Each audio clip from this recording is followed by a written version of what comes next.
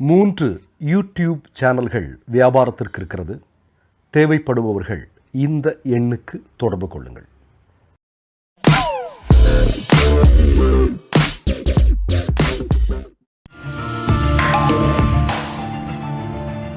கேள்விகளை நீ கேட்கிறாயா அல்லது நான் கேட்கிறேன்?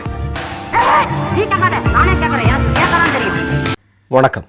சில மாதங்களுக்கு முன்பு நடந்து முடிந்த டெல்லி சட்டமன்ற தேர்தலில் ஆம் ஆத்மி கட்சியினுடைய அரவிந்த் கெஜ்ரிவால் உட்பட மேல்மட்ட தலைவர்கள் அனைவரும் மிகப்பெரிய தோல்வியை சந்தித்தார்கள்.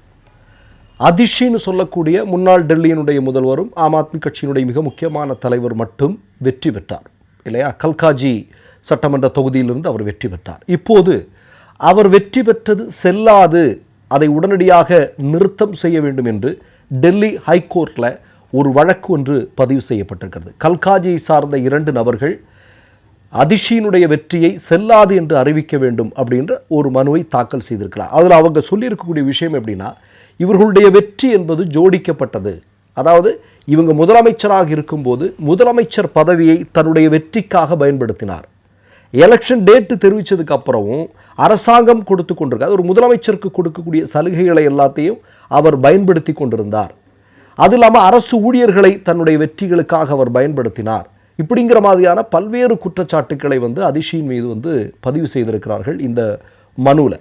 இப்போ இதை டெல்லி ஹைகோர்ட் ஏற்றுக்கொண்டிருக்கிறது. ஏற்றுக்கொண்டு அதிஷிக்கு நோட்டீஸ் அனுப்பியிருக்கிறாங்க. கூடுதலாக தேர்தல் ஆணையத்திற்கு நோட்டீஸ் அனுப்பியிருக்கிறாங்க. தேர்தல் ஆணையத்துக்கு என்ன நோட்டீஸ் அனுப்பியிருக்கிறாங்க அப்படின்னா, அதிஷியினுடைய சட்டமன்ற தொகுதியில் வெற்றி பெற்றது தேர்தல் அறிவிக்கப்பட்ட நாளிலிருந்து கடைசி காலம் வரையிலும், அதாவது வெற்றி அறிவிக்கப்பட்ட நாள் வரையிலும் நடந்த முக்கியமான நிகழ்வுகள், தரவுகள், இதை எல்லாத்தையும் நீங்கள் இம்மீடியட்டாக எங்களுக்கு கொடுக்கணும் அப்படின்னு மதிப்புக்குரிய உயர்நீதிமன்றம் தேர்தல் ஆணையத்திற்கு நோட்டீஸ் அனுப்பியிருக்கிறது. கூடவே அதிஷிக்கும் நோட்டீஸ் அனுப்பியிருக்கிறார்கள். இப்போ நீங்கள் இந்த இடத்துல ஒரு செய்தியை பார்க்க வேண்டியிருக்கிறது.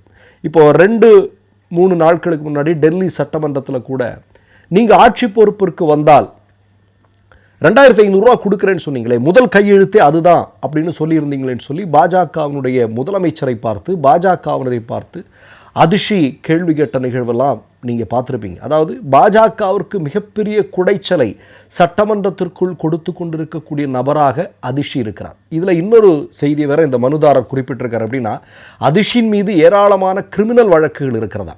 இந்த வழக்குகள் குறித்து அவர் தேர்தலில் போட்டியிடுவதற்காக மனு தாக்கல் செய்யும் போது அதில் எதுவுமே இவங்க குறிப்பிடலை, அதையெல்லாம் மறைச்சு வச்சுட்டாங்க அப்படின்னு. எப்படி உங்களுக்கெல்லாம் நல்லா தெரியும், நான் இந்த டிகிரி படித்தேன் அப்படின்னு இந்தியாவில் அப்படி அந்த கல்லூரியில் அப்படி ஒரு டிகிரியே கிடையாது அப்படின்னு சொல்லி மிகப்பெரிய பொய்களை சொல்லி கொண்டிருக்கக்கூடிய ஒரு நபர் நம்முடைய நாட்டில் இருக்கிறார் அப்படிங்கிறதெல்லாம் நமக்கு தெரியும். இந்த நேரத்தில் அதிஷி மீது தொடுக்கப்பட்டிருக்கக்கூடிய வழக்கில் என்ன அப்படின்னா, அவர்கள் மீது இருக்கக்கூடிய கிரிமினல் வழக்குகளை அவங்க சொல்லலை, மறைச்சிட்டாங்க. அப்போ இது போன்ற காரணங்களெல்லாம் இருக்கிறதுனால அதிஷியினுடைய வெற்றி செல்லாது அப்படின்னு நீதிமன்றம் தீர்ப்பளிக்க வேண்டும் அப்படிங்கிறத அந்த மனுவில் குறிப்பிடப்பட்டிருக்கிறது. இப்போ நீங்கள் 4 மாத கால அவகாசம் கொடுத்துருக்கிறார்கள் தேர்தல் ஆணையத்திற்கும் அதிஷிக்கும். அதிஷி இது தொடர்பாக என்ன சொல்ல விரும்புகிறாங்க அப்படிங்கிறது சொல்லலாம். தேர்தல் ஆணையம் இந்த தரவுகள் எல்லாம் ஒப்படைக்கணும் அப்படிங்கிறது. நமக்கு டெல்லி தேர்தல் நடந்த ஒரு மிக முக்கியமான விஷயத்தை இந்த நேரத்தில் குறிப்பிட விரும்புகிறேன். என்ன அப்படின்னா, நீங்கள் ஆம் ஆத்மி கட்சியினுடைய தலைவராக இருக்கக்கூடிய அரவிந்த் கெஜ்ரிவால் அவர்களுடைய தொகுதியில் அவர் ஒரு 5000 வாக்குகள் வித்தியாசத்தில் தோற்கடிக்கப்படுகிறார். ஆனால் அங்கு இருக்கக்கூடிய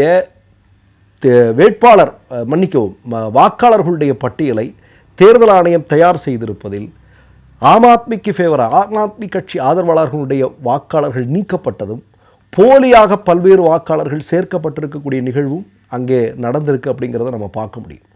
அப்போது ஏராளமான குளறுபடிகள் டெல்லி தேர்தலின் போது நடந்திருக்கிறது அப்படின்னு ஆம் ஆத்மி கட்சி குற்றம் சாட்டியிருக்கிறார்கள். இப்போது ஆம் ஆத்மி கட்சியை சார்ந்த மிக முக்கியமான மேல்மட்ட தலைவர்களில் ஒருவராக இருக்கக்கூடிய அதிஷியினுடைய வெற்றி இன்றைக்கு சட்டமன்றத்தில் பாஜகவிற்கு ஒரு மிகப்பெரிய சிம்ம சொப்னமாக இருக்கிறது. அப்படின்னா இந்த மனு தாக்கல் செய்து இதன் மூலமாக அதிஷியை மீண்டும் அந்த தேர்தல் அவங்கள வெற்றி செல்லாது என்று எலெக்ஷன் கமிஷனும் உச்ச நீதிமன்றமும் சேர்ந்து அறிவிக்கும் பட்சத்தில் பாஜக அப்படின்னு சொல்லக்கூடிய கட்சி அங்கே தனிநபர் அதிகாரத்தோட அல்லது தன்னாட்சி அதிகாரத்தோட ஒரு மிகப்பெரிய இதோட டெல்லியில் ஆட்சி நடத்தலாம் அப்படிங்கிற மாதிரி எண்ணத்தோடு கூடி இவர்கள் இருக்கலாம். ஏன்னா உங்களுக்கு நான் மீண்டும் சொல்கிறேன், டெல்லி சட்டமன்றத்தில் பாஜக கொடுத்த வாக்குறுதிகள் எதையுமே நிறைவேற்றாமல் இருக்கிறாங்க. இவ்வளவு நாள் ஏறத்தாழ 2 மாதம் 3 மாதம் ஆகும்போது கூட அதை தொடர்ந்து கேள்வி கேட்பதும் அதை செய்தியாளர்கள் மத்தியில் சொல்லி கொண்டிருக்கக்கூடிய மிக முக்கியமான வேலையை அதிர்ச்சி. வெளியே இப்போ அரவிந்த் கெஜ்ரிவால் இருக்கலாம், ஆனால் சட்டமன்றத்துக்குள்ளே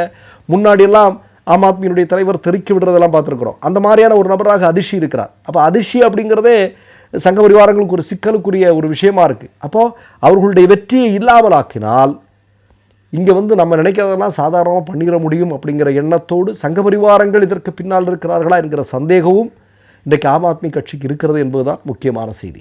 மற்றொரு நிகழ்வில் சந்திப்போம். நன்றி, வணக்கம். மை நேம் இஸ் ரெட் சேனலை சப்ஸ்கிரைப் பண்ணிக்கோங்க. அதுக்கப்புறமா பக்கத்தில் இருக்கிற ஜாயின் பட்டனை கிளிக் பண்ணீங்கன்னா ஒரு நியூ பேஜ் ஒன்று ஓப்பன் ஆகும். அதுலேயும் ஜாயின் பட்டனே கிளிக் பண்ணிக்கோங்க. அதில் பார்த்தீங்கன்னா credit R debit card options இருக்கு.